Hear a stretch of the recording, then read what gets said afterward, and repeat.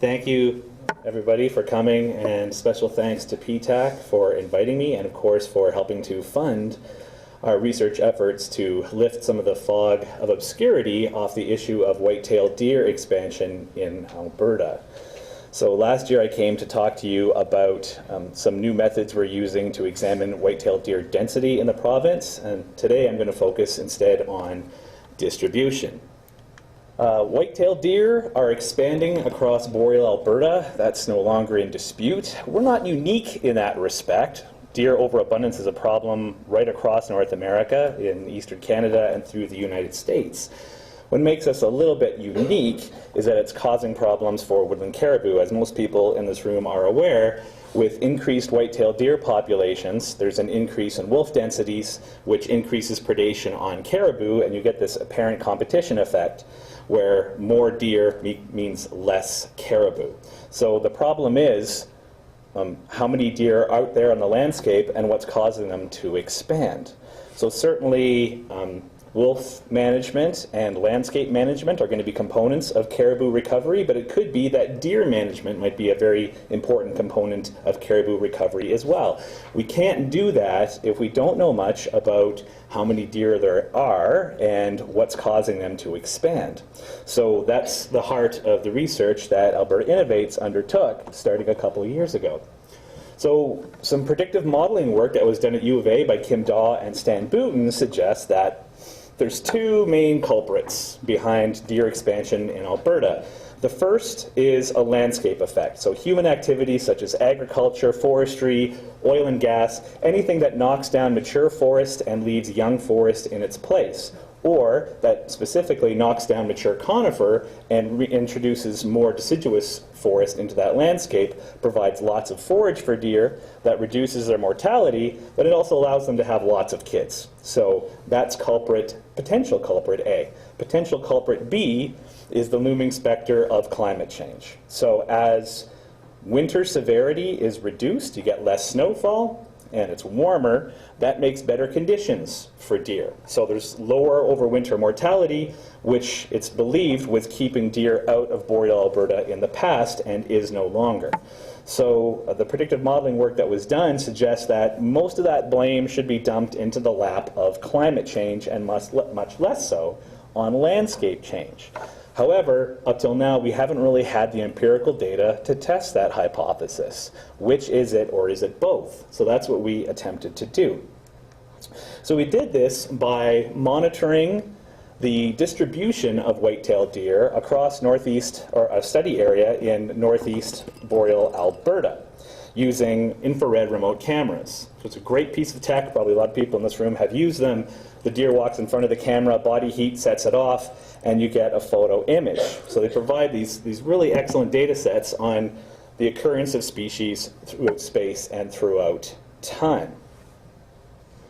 So what we did is we deployed 60 of Reconyx cameras across the northeast boreal forest in the region of Winifred Lake and Christina Lake, in an area that's pretty heavily impacted by oil and gas extraction, in a stratified random design. So we threw these cameras out in October 2011. We've been running them ever since. So I'm going to report on data up till June of this year, and we're going to keep on running them for a third year. So we have this great data set on the distribution of deer across this fairly large study region.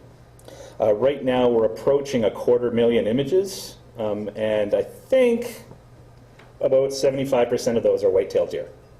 We got a great data set on black bears and decent data set on wolves and a whole bunch of other things that live up there, but deer are the big players on that landscape.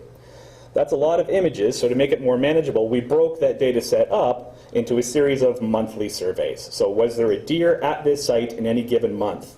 And then we compile those into seasons. So the rut, October, November, December, winter, January, February, March, and then calving in the spring, and then the summer period.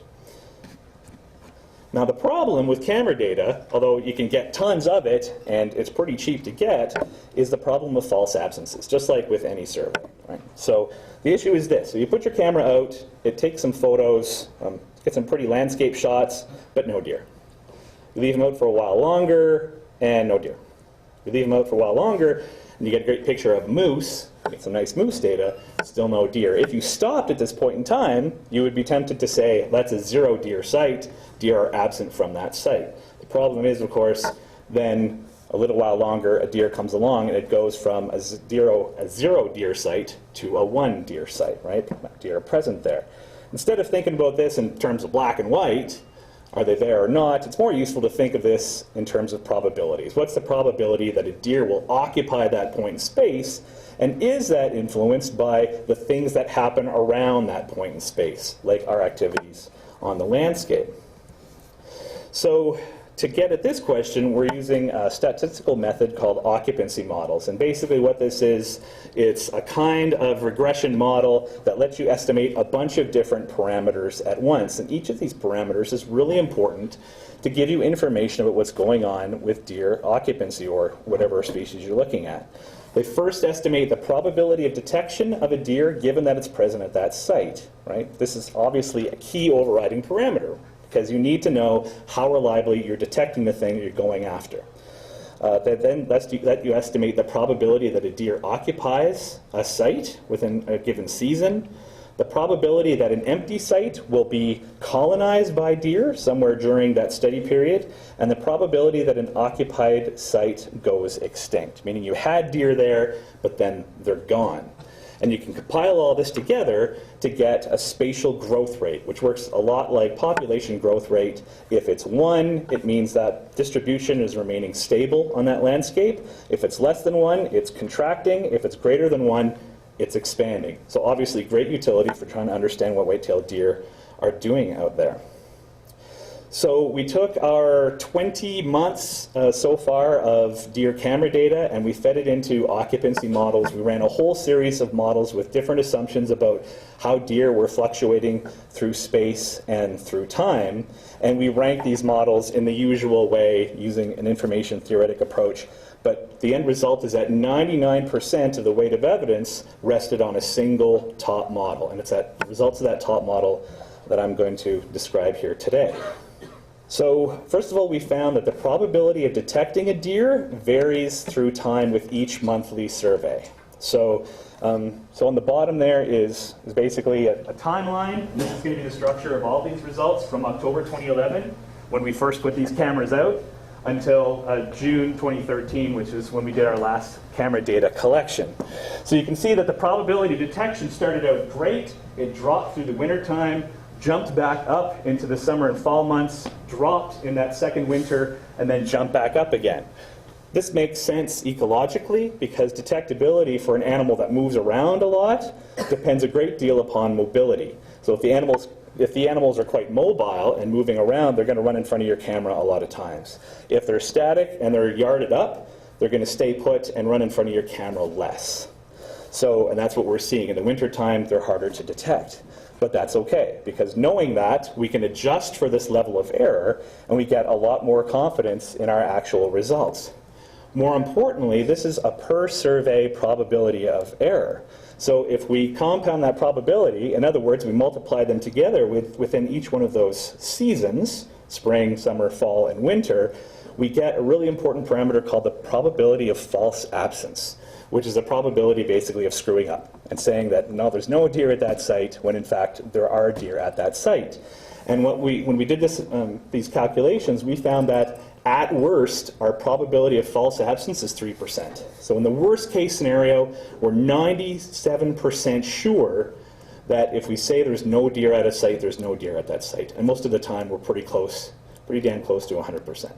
So it gives us a huge amount of confidence in what we can say about deer occupancy across space and whether or not they're going up and they're going down through time and in relation to landscape features. The probability of white-tailed deer occupancy, the first main result here, is that it varies seasonally. Now, in a brilliant piece of planning for which I take personal responsibility, we planned this project such that there would be one moderate winter and then one severe winter following through. So that first winter, 2011-2012, as you recall, was a fairly moderate one. Temperatures were fairly fairly high, snowfall was fairly low. It was a good winter for us, and it was a good winter for deer. Last winter was absolutely brutal. If you recall, snow depths were tremendous. The cold was very severe. It was a pretty old school winter. So what we're seeing in deer occupancy is a response to those two different winters. So we start off here with nearly 100% occupancy when we started this thing. Almost 100% of that landscape was occupied by white-tailed deer. That's a dump load of deer. It dropped through that first moderate winter. It jumped back up again. It dropped severely in that second very severe winter, but then it rebounded back up again. Now, when we consider the probability of site extinction, which is the red line here. So this is the probability that a site that had a deer in it is not going to have a deer in it in the next season. So the rate at which basically distribution is dropping out for deer, we can see what's causing this trend through time. So in that very first winter, the probability of site extinction was 20%, meaning that about a fifth of occupied sites were no longer occupied after that winter. Extinction drops in the spring and the summer, obviously, because times are good for deer. And then it jumps up to 40% in that very severe winter. So you can see the difference between a moderate winter and a severe winter. You lose almost half of the sites through that severe winter. So this tells us that there is a strong component of overwinter mortality for keeping those deer populations in check. Or is there?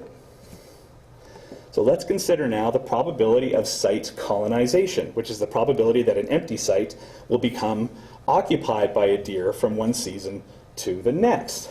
So probability of site colonization was 0 into that first winter. That's because we started at 100% occupancy, and then deer aren't really colonizing much in the winter months. In the calving period, there's a sudden jump. There was an 80% chance that any sites empty in that winter would be occupied come the spring. And then colonization dropped through the summer. It peaks again with fall dispersal, drops in the winter, but then fires right back up again in that second spring, the spring of 2013.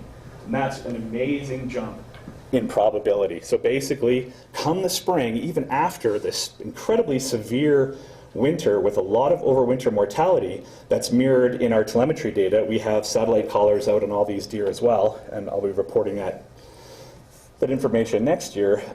But basically, we lost probably 2/3 of our deer in that season. But even though they took that big hit, those sites were all colonized again come the following spring. So I'll layer these two together to paint the picture for you. Even though there's a big hit in extinction on the red line, they colonize again right back up almost to where they were in the springtime. So thinking about this in a different way, we can consider this spatial expansion parameter, lambda, just like population growth rate, it's spatial growth rate. So it starts off fairly low in the moderate winter. Population is expanding, spatially expanding in that first moderate winter, stays sort of static. The dashed line is 1 there, so that's the static population. It's not going anywhere. It drops down considerably in that severe winter and then fires back up again really profoundly big way in that spring period in 2013. So this suggests that, yep, severe winters play a large role in overwinter mortality, but they're not keeping the deer distribution in check. There's something on that landscape that's holding those deer in place. So what's that going to be? It's probably going to be reproduction, right? So to understand better about the factors that are keeping deer in place, we ran another analysis where around each of our points in space, represented here by the colored dots laid over top of the Landsat of the study area, we looked at the number of months that deer occupied that point in space as a measure of the ability of that point in space to keep a deer on the landscape. We drew a circle around it in GIS, and we quantified natural forest land cover from AVI, as well as anthropogenic footprint, mostly from ABMI footprint data. with the footprint being the pretty and pink stuff over top of that Landsat. We ran a whole series of generalized linear models to relate deer occurrence to the features of the landscape. And then we ranked these models against one another, and the best models are the ones shown here in bold. The two top models both included the percent of deciduous forest on the landscape and the density of human footprint on that landscape. 90% of the weight of evidence suggests both of those things together are maintaining deer in the landscape with some small additional effect of just linear features. So when we plot this out on a graph, this is what it looks like. So on this side here, this is upland deciduous cover, and this is the rate of the probability of deer occupancy, or rather, sorry, the number of months of deer occupancy. And over here is the percentage of anthropogenic footprint from 0 to 35, and the number of months of deer occupancy. So you can see that there's a marked increase in the probability, or the number of months that a deer stays at that site, with a unit increase of both deciduous forest cover and anthropogenic footprint. And even though anthropogenic footprint really isn't ever that big, I mean, it's 20% of your worst case scenario, a small unit increase in the amount of footprint in that landscape results in a large unit increase in the number of months that that site can hold a deer. So to wrap this up, the conclusions: yes, severe winters definitely reduce seasonal white-tailed deer occupancy. That's a fact. However, site colonization after a severe winter is exceedingly rapid. So this suggests to us that unfortunately, we can't dump the blame fully into the lap of climate change, that there's a strong landscape management component to this, but that also means that it's something that we could manage and potentially fix. We found that white-tailed deer continued to expand throughout the study period, so that spatial growth parameter averaged out was greater than 1, so expansion is an ongoing phenomenon. It's definitely occurring. And that expansion is being bolstered by deciduous forest cover and anthropogenic footprint. Now that footprint measure isn't just oil and gas. These are PTAC deer. But it's not just PTAC deer. These are forestry deer. These are road deer. These are cut block deer.